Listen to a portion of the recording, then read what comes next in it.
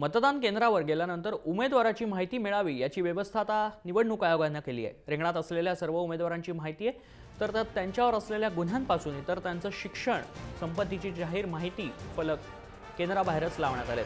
नागपूरच्या अशाच एका मतदान केंद्राचा आढावा घेतलाय आमचे प्रतिनिधी तुषार कोहळे यांना।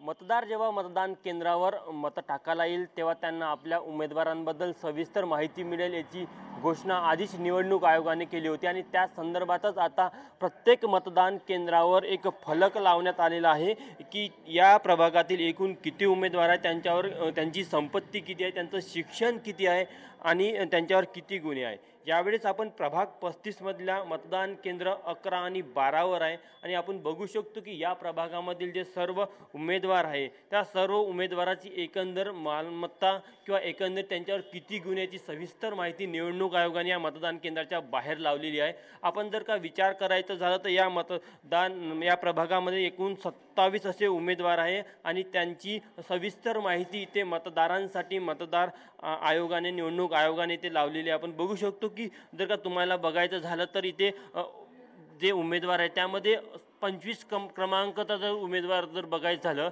तर ड प्रवर्गातनं आहे आणि प्रवीण शर्मा यांच्याबद्दल जर माहिती बघायची झाली तर हे 5वी पास आहे। यांच्या नावावर 1 लाख रुपयाची ही मालमत्ता आहे आणि त्यांच्यावर 3 असे गुन्हे दाखल झालेले आहे।